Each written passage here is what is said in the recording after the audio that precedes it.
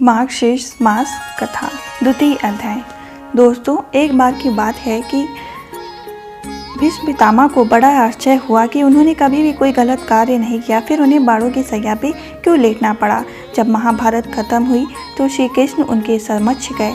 तब वो कहने लगे, हे श्री कृष्ण, आप मेरे एक संशय का अवश्य ही आंसर दें। उन्होंने कहा, जरूर प्रभु, आप बताएं।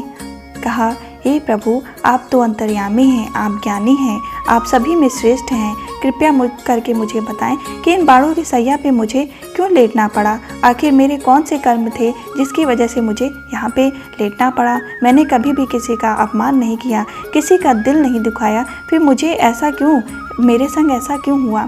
श्री कृष्ण ने कहा, प्रभु, ये आपके पूर्व जन्म के फलों का परिणाम है। तो वो कहने लगे, मुझे तो अपने सारे पूर्व जन्म याद हैं। तो वो कहने लगे, नहीं, आप थोड़ा और पीछे जाइए और याद करिए कि आपने कौन से पूर्व जन्म में ऐसे कर्म किए जिसकी वजह से आपको बाणों की सैया पे लेटना पड़ा। तब उन्होंने कहा, मैं अपने 99,000 जितने भी जन्म लिए हैं उनको मैंने याद कर लिया, पर किंतु मुझे कोई भी ऐसा कर्म नहीं दिखा जिसमें मैं ये जान सकूं कि मुझे बाणों की सैया पे क्यों लेटना पड़ा।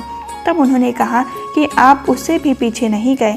एक बार की बात है, जब आप बाण चला रहे थे तभी आपका बाण एक हिरन को लगा और वहीं पास में बहुत सारे बाण गिरे हुए थे। वह हिरन के बाण लगने के कारण वह जाके बाणों की सैया पर गिर पड़ा। तभी उसने श्राप दिया कि जिस तरह मैं बाणों की सैया पे लेटा हूँ, एक समय आए तो भी इसी तरह तड़पे और बाणों की सैया में लेटे और कुछ ना कर पाए।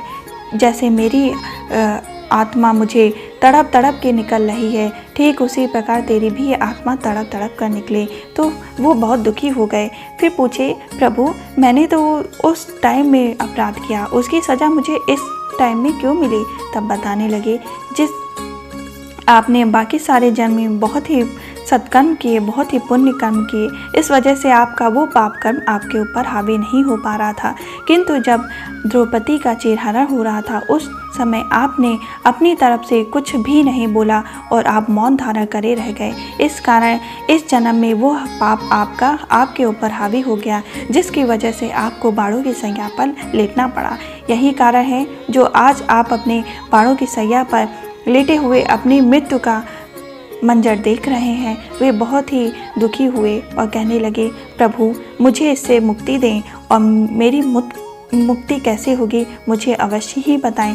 तब श्री हरि कृष्ण ने उनको मुक्ति का द्वार दिखाकर उनको मुक्ति प्रदान की। इस प्रकार मार्गशीर्ष मास में जो भी व्यक्ति, जो भी मनुष्य गीता के अध्याय का पाठ करता है या उसके महात्म्य को सुनता है, उसको श्री हरि विष्णु की कृपा से विशेष लाभ प्रदान होता है और वो इस लोक के सभी सुख को प्राप्त कर श्री हरि विष्णु को के बैकुंठ धाम में जाकर सिद्धि प्राप्त करता है या देवलोक में जाकर वह अपना समय व्यतीत करता है।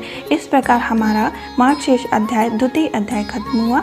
हम फिर मिलेंगे दूसरे तृतीय अध्याय के संग। अगर आपको यह अध्याय अच्छे लग रहे हैं तो कमेंट में जय श्री हरि विष्णु अवश्य ही लिखें। जय श्री हरि विष्णु।